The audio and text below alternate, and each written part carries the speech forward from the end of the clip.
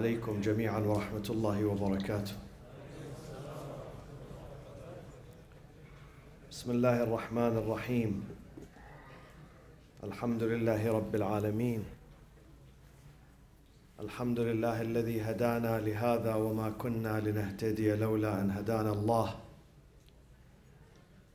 والصلاة والسلام على أنبياء الله جميعا وعلى سيدهم وخاتمهم حبيب إله العالمين أبي القاسم المصطفى محمد.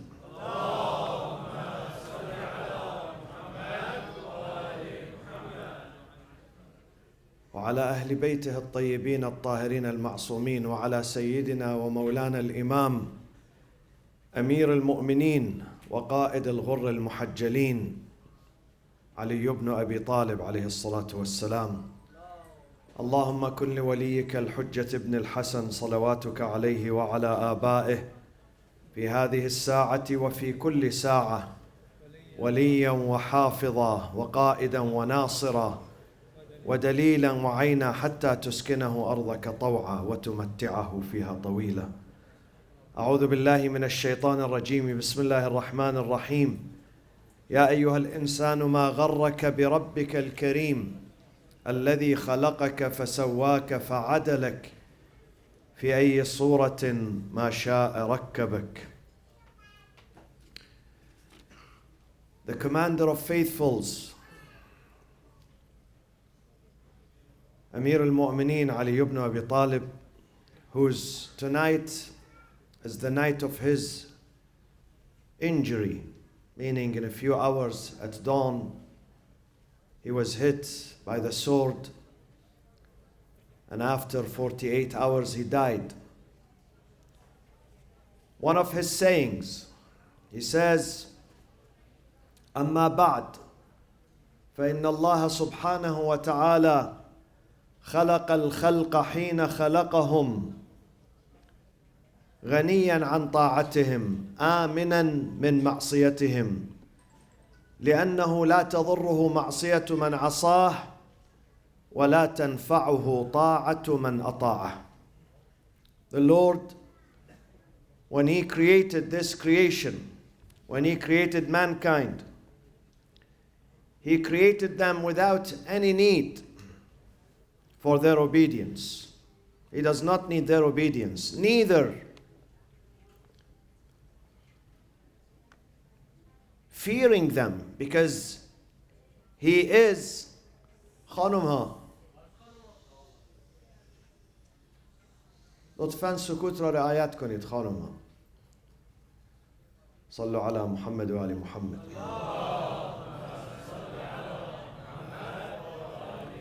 آمناً من معصيتهم, being safe of their sins. لأنه, for God neither is being hurt when people commit a sin, nor He is going to benefit when they worship Him.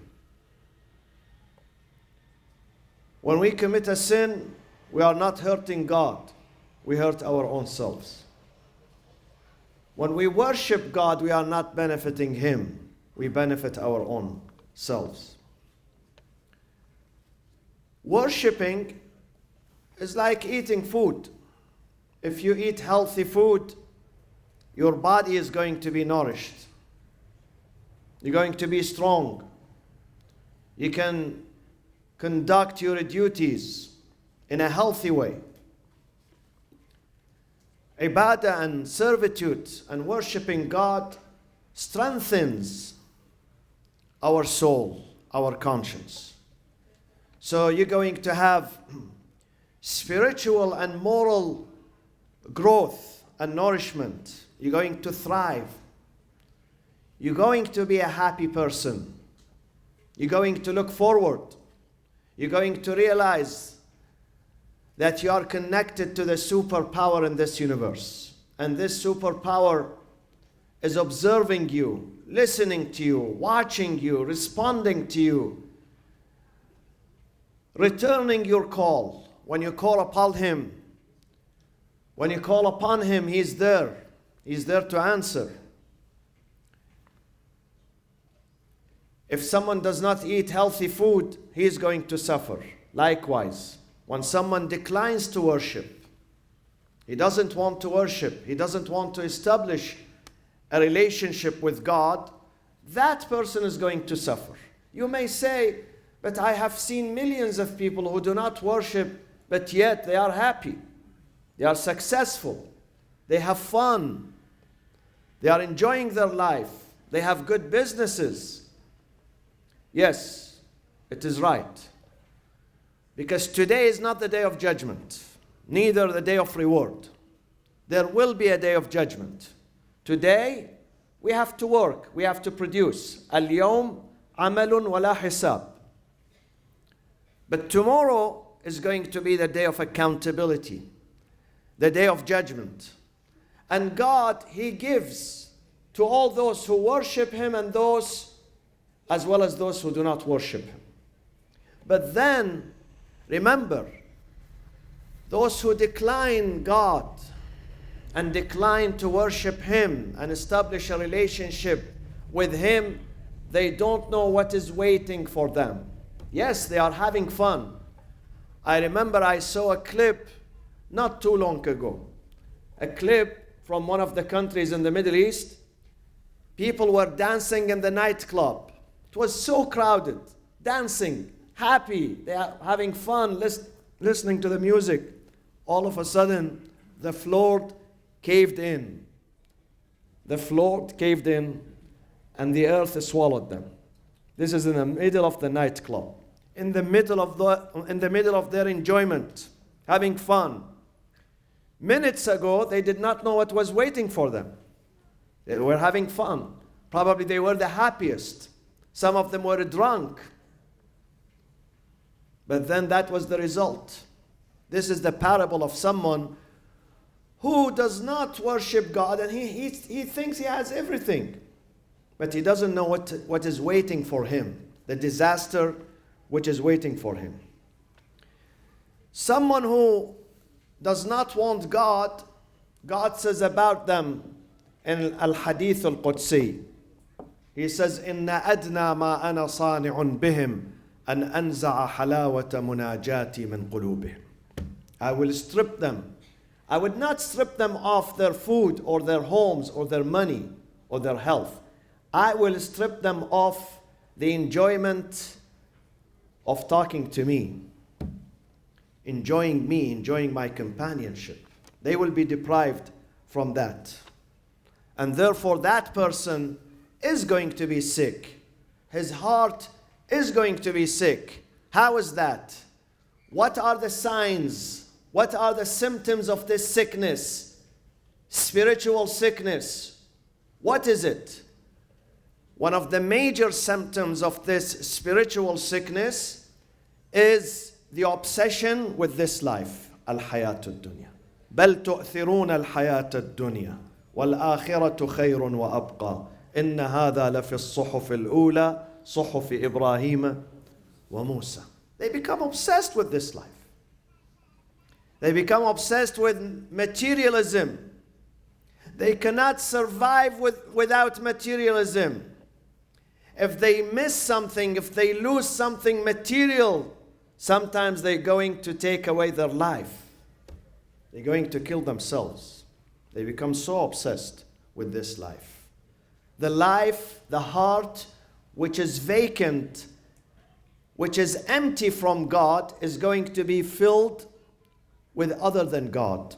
Everything other than God. And one of it is dunya. And this obsession and fascination of the dunya.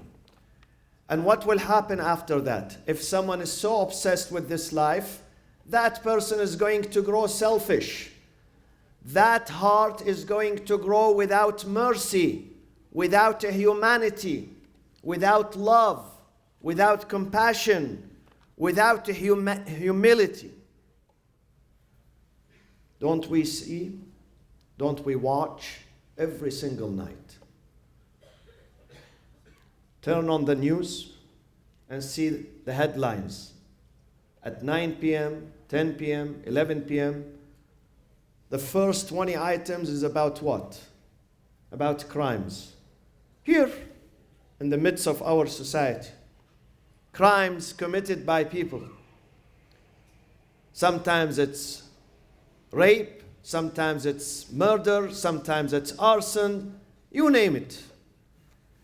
Why these things are happening? Why sometimes a father, I read a story not too long ago, just 2 days ago. A father who assaulted his daughter sexually. A father, his biological daughter. Why this is happening? Because he's disconnected from the source of guidance, from the source of a humanity, from the source of love and compassion. He turns to be an animal in the shape of a human. This is the price that people pay when they disconnect with God. One of the most beautiful du'as or passages or verses of a du'a narrated by Al-Imam Abu Abdullah Al-Hussein salawatullahi wa salamu alayhi. He says, Ilahi, my Lord, Ilahi, ماذا فقد من وجدك? What did he miss, the one who found you? He missed nothing. He found you. وَمَاذا وَجَدَ مَنْ فَقَدَكَ? And what did he find? He who missed you. He found nothing. Even if they give him the dunya. They put a dunya on a plate, silver plate, and they say, this is yours. Here you are. This is yours. You own this dunya. But if he does not have God in his heart, he owns nothing. And he gets nothing. He will be empty-handed. Now, some people claim in our society that they don't need God. They say, since I have wealth, I have education, I have family, I have friends, I have money, I have career, I have job, why should I need God? I really don't need him. I'm independent. I'm self-sufficient. I don't need God. But then I'm going to answer this in 3 points. Point number 1. Everything you have and I have and everybody else's have is from God. وَمَا بِكُم مِّن نِعْمَةٍ فَمِنَ اللَّهِ. Everything, whether it is wealth, whether it is intelligence, whether it is family, whether it is peace and security, whether it is food, it's from God. Every single blessing we enjoy comes from God. Some children, they deny that their parents were the reason behind their success. Some children, when they graduate from school, they get a job, they start making money, and they get girlfriends. Immediately they forget the services and the favors of their parents. They deny it. They say, my father didn't do anything for me. My mother didn't do anything for me. This is how we treat God sometimes. Once we get some money, we have some sort of stability which would not last for long. Ya ayyuhal insan, ma gharraka bi rabbika al-kareem. Why do you become arrogant? What did elude you in regards to your Lord? Ma gharraka bi rabbika al-kareem. Alladhi khalaqak, who created you. Fasawwaka, he fashioned you. Fa'adalak, he puts you in the best mode. Fa'adalak, he proportioned you. في أي صورة ما شاء ركبك. In any shape he wants, he can shape you. He can structure you. What has deluded you from your Lord? Arrogance. This is arrogance. Some children who are only 2 years old, sometimes they get angry with their mothers. So they say to their mothers, I don't need you. Leave me alone. I don't need you. But 5 minutes later, they call upon their mothers to change their diapers. This is how we think. And this is how the adult, sometimes, we speak to God. I don't need you, but as soon as I have a small problem, Oh God, where are you? Why don't you listen to me? So everything we have is from God. But sometimes arrogance and pride does not allow us to confess the reality and the truth. Ya ayyuhan nas antumul fuqara'u ila Allah. In every aspect of our life we need God. On every day, in every hour, every second of our life, we need God. We need His faith. We need His light. We need His guidance. We need His mercy. We need His grace. So this is the night. This is the time. This is the month to restore our relationship with God, to go back to God and tell Him, I drifted away from you for a while, but I didn't do good. I want you to hold my hand and drag me and bring me to you. This is number one. Number two, we the humans, look at ourselves. In every aspect of our life, we depend on others. We need others. When it comes to education, can you educate yourself by yourself? Don't you need teachers? Don't you need mentors? Don't you need books? Don't you need authors, scholars, professors? You need. When it comes to health, can you take care of your health without the aid and the assistance of others? You can't do that. When you need a job, you don't need others. When you need to have children and establish a family, you don't need others? Yes, we do.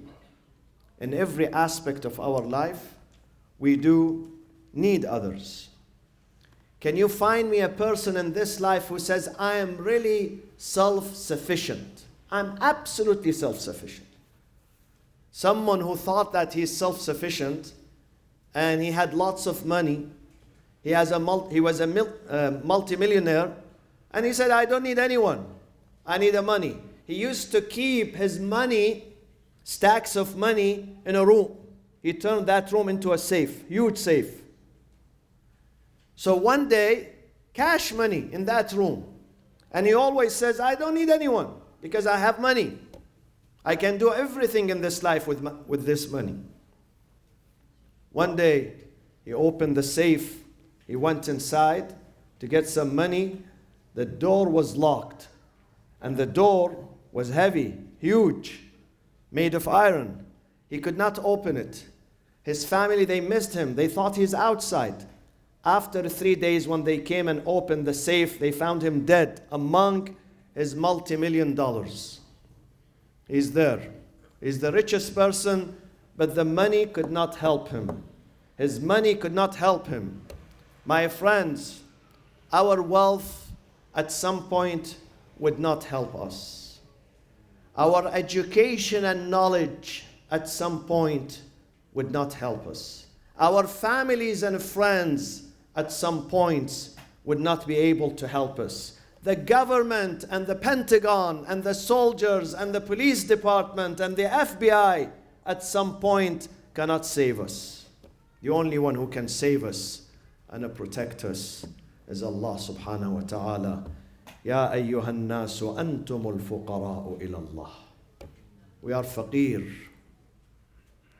We are wayfarer. The title that we deserve, we the humans, we deserve, the best title, the most true title that we deserve is that we are faqir.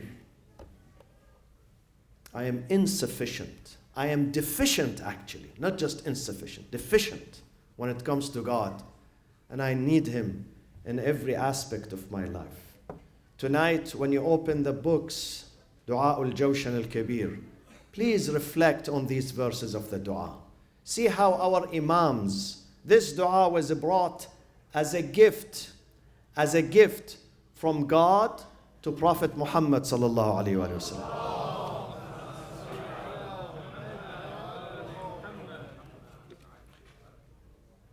The Prophet was wearing a shield.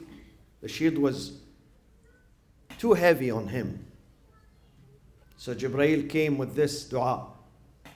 And he said, Ya Rasulullah, Al-Aliyul A'la yuqri'uka as-salam. He sent his greetings to you. And he says, take off this shield. Take off this material shield. Take it off. You don't need it. Read this dua. This is the real shield that is going to protect you. He taught him this dua, Du'a al-Jawshan. We have two Jawshans, Al-Saghir, which is good, and also Al-Kabir, which we recite tonight during the nights of Qadr.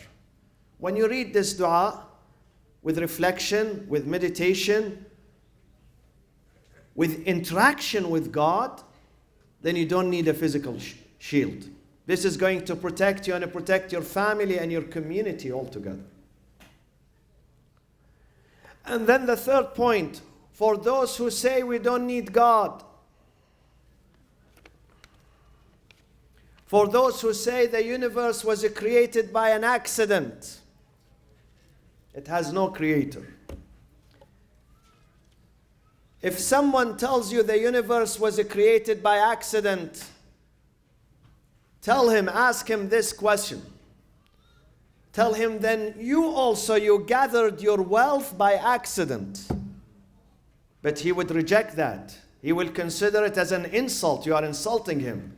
He would say, no, I made this money and this wealth through my intelligence, through my hard working. I was working day and night to make this money.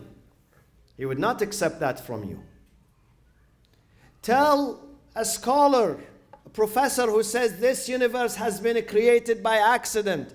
Tell him your knowledge and your books were created by accident. He will get insulted. He does not accept that from you. He says, I spent 50 years studying, researching. I spent the nights. I did not sleep. I was working on my thesis, on my books. You're telling me accident? It's not accident. This happened by design, by strong will. So how come when it comes to them, they don't accept the theory of accident? But when it comes to God and the universe, this universe was created by accident? It can't be, my friends. There is an organizer there. Nothing has been created by accident. Nothing. The Quran tells us this book, وَلَا رَطْبٍ وَلَا يَابِسٍ إِلَّا فِي كِتَابٍ مُبِينٍ. This book tells us that everything that happens in this life, to you, to me, to everybody else, it had been designed. And this is one of the nights, Laylatul Qadr. One of the nights where God now in the making of designing our life, designing our fate, designing our destiny. This is one of the nights. If you want to know the importance of this night, Laylatul Qadr, why we have to pray, why we have to show sincerity to God, why we have to pay charity, why we have to be kind to our families and our friends and our community and others, because during these nights, 3 nights, this process is made through 3 nights. This is night number 1, and then night number 2 on Tuesday, and the grand night on the 23rd. And yet, the story is not over. Many scholars, they say, again, you have the night of the 25th, 27th, and 29th. You have to continue working. The book is not going to be sealed until the eve of the Eid, the last hour of Ramadan. The last hour. These 10 nights, these 10 days, the last 10 days of Ramadan are the most important. Because your destiny is being created and made and designed and determined by Allah subhanahu wa ta'ala. My friends, tonight also the humanity lost one of the greatest servants of God. A person who worked 63 years non-stop to spread truth and justice, to promote love and mercy and forgiveness and tolerance in the human society.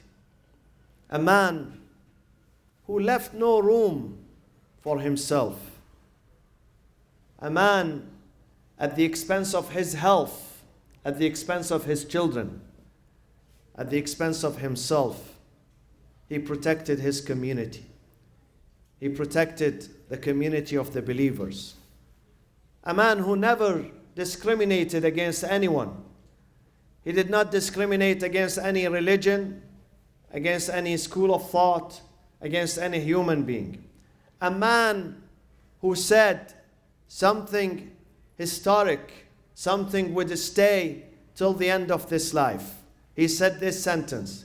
He said, look at humanity from one lens, not two lenses, one lens. And that lens, the humanity is either إِمَّا أَخٌ لَكَ فِي الدِّينِ أَوْ نَظِيرٌ لَكَ فِي الْخَلْقِ. Either they share the faith with you, or they share the humanity with you. So they are your equal. Don't look down at them. They are not inferior to you. You are not superior to them. فَإِنَّ النَّاسِ صَنْفَانِ. Two categories. And these categories are the same. إِمَّا أَخٌ لَكَ فِي الدِّينِ أَوْ نَظِيرٌ لَكَ فِي الْخَلْقِ. That man is none but the commander of the faithfuls, Amir al-Mu'mineen Ali ibn Abi Talib alayhi salatu wassalam.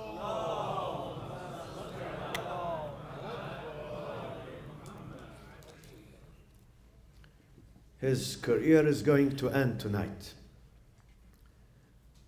His material life and physical life is coming to a conclusion tonight.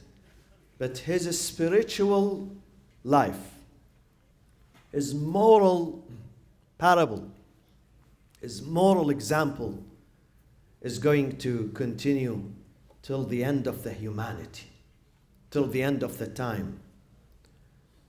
Ali ibn Abi Talib tonight, he knew from certain indications, the prophets, the imams, God, for every theory there is an exception. Yes, we don't know about the time of our death. We, the ordinary people, we don't know. وَمَا تَدْرِي نَفْسٌ مَاذَا تَكْسِبُ غَدًا وَمَا تَدْرِي نَفْسٌ بِأَيِّ أَرْضٍ تَمُوتُ. We don't know where we're going to die, how long we're going to live. But when it comes to prophets and messengers and imams, those are the special ones. God sends certain messages and indications. So they are prepared. And those leaders are prepared from day one. People like us, we are not prepared until few days before our death. We turn to God. But someone like Ali ibn Abi Talib, he says, God, when were you absent? You were not absent from my life at all. You are always in my life. You are always in my heart. They turn always towards God, always, during happiness and during adversaries, sadness. They are always with God. So tonight, his iftar was very humble. The food that he ate was a very simple food because he is a leader and he is responsible for his subjects. He would not enjoy eating food while some groups and some families and some orphans are hungry. His food was very simple. ألا وإن إمامكم قد اكتفى من دنياه بطمريه ومن طعمه بقرصيه. Your leader, this leader who is international leader, universal leader, he has only 2 sets of dress, and when he eats food, 2 loaves of bread, no more than that. Tonight, he was in the house of his daughter, Kulthum. She hosted him for the iftar. And then, when he did not eat, she realized something is going to happen to her father. He ate, he broke his fast with something very simple, and then he went inside the room to stand for worshiping, for the recitation of this Quran, to speak with his Lord, to have some private time with his Lord. in a preparation for this grand departure. My friends, death is not easy. The transfer from this life into the next is not easy. It's not easy at all. We have to be prepared for that. Quran says, كَلَّا إِذَا بَلَغَتِ التَّرَاقِيَ وَقِيلَ مَنْ رَاقٍ وَظَنَّ أَنَّهُ الْفِرَاقِ وَالْتَفَّتِ السَّاقُ بِالسَّاقِ إِلَىٰ رَبِّكَ يَوْمَئِذٍ الْمَسَاقِ. There is a lot of suffering. The Quran says, وَجَاءَتْ سَكْرَةُ الْمَوْتِ بِالْحَقِّ ذَلِكَ مَا كُنْتَ مِنْهُ تَحِيدٌ وَنُفِخَ فِي الصُّورِ ذَلِكَ يَوْمُ الْوَعِيدِ وَجَاءَتْ كُلُّ نَفْسٍ مَعَهَا سَائِقٌ وَشَهِيدٌ لَقَدْ كُنْتَ فِي غَفْلَةٍ مِّنْ هَذَا فَكَشَفْنَا عَنْكَ غِطَاءَكَ فَبَصَرُكَ الْيَوْمَ حَدِيدٌ. It's not easy, this journey, my friends. Please remember this journey. Remember it in your life. At the time of success, remember that there is a grand departure waiting for you. Be prepared. Be prepared. Imam Ali tonight, he was preparing himself. For 63 years he was preparing himself. But tonight was a special preparation. Therefore he did not sleep tonight. He spent the night in prayers, dua, Quranic recitation, until the adhan. The time of adhan, he decided to raise the adhan. There is a muadhin in the mosque. But Ali ibn Abi Talib tonight, which is in a few hours from now, at the Fajr time, the dawn, he decided to go first to the mosque to raise the adhan. So the people of Kufa, they hear his voice for the very last time, coming from this grand mosque of Kufa, Masjid al-Kufa. The mosque was probably empty, or there were some people there, and the murderer was there, Abdurrahman ibn Muljam, from the Kharijite group. Kharijite, if you want me to sum up their history, I would say, look at the history of ISIS. They are synonymous to ISIS. Bunch of people who claim that they are Muslims, they worship God, but in fact they follow Satan. They kill and they murder innocent people. They destroy homes, they destroy lives. They kill children, women, minorities, majorities. They killed people inside the mosques. And this is the example. Ali ibn Abi Talib was killed inside the mosque. People who were narrow-minded. And we have those examples in every time. We have them. In the past, they were Kharijites. Today they are ISIS, Dawla al-Islamiyya. So Abdurrahman ibn Muljam was there, being prepared with his sword. Amir al-Mu'mineen raises the adhan. Allahu Akbar, Allahu Akbar, Ashhadu an la ilaha illallah. 4 times Allahu Akbar, Ashhadu an la ilaha illallah. Ashhadu anna Muhammadan Rasulullah. This voice reverberates in the city of Kufa that night. Every single house in Kufa on that night, the big city of Kufa, they heard the voice of the adhan. Why Ali is giving the adhan tonight? What is happening? Something happening? Ali is doing the adhan himself. He's the imam, the leader. That was the farewell adhan and voice of Ali. And then he comes to the mihrab, ya mu'mineen. Before Salatul Fajr, there is nafilah. 2 units of prayers, just like the morning prayers, the Fajr prayers. 2 units. It comes after the adhan immediately. So he went to his mihrab, and while he was going to ruku' and sujood, once he finished his sujood, Abdurrahman ibn Muljam came from behind him and he strikes him on his head. He dealt him a blow on his head. Allahu Akbar. The sword cuts through the head of Amir al-Mu'mineen. The first sentence Amir al-Mu'mineen said, the very first sentence he said, what did he say? Fustu wa Rabbil Kaaba. I'm successful. I attained success, felicity. salvation by the Lord of the house. Do you know why he said by the Lord of the house, وَرَبِّ الْكَعْبَةِ? You know why? He did not say Wallah. He said by the Lord of the house, because his birth was in the house, in the Kaaba. And now his death is again in the sanctuary, in the mosque of Kufa, in the mihrab of Kufa.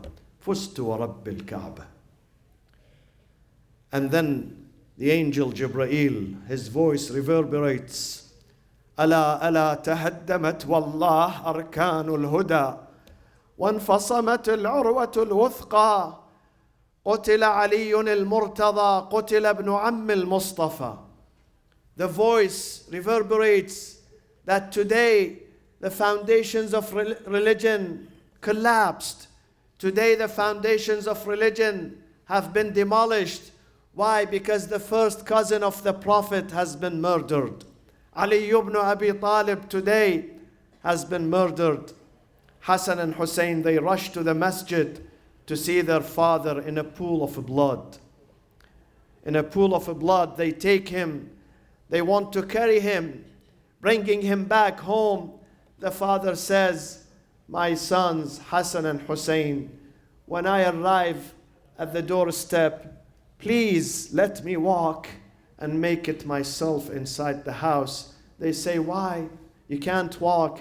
He said, but I know, but I don't want my daughter Zainab to see me being carried. She's too young for these tragedies, because there is a big tragedy awaiting for her in Karbala. Inna lillah wa inna ilayhi raji'un. وسيعلم الذين ظلموا أي منقلب ينقلبون والعاقبة للمتقين وصلى الله وسلم على سيدنا محمد وأهل بيته الطيبين الطاهرين.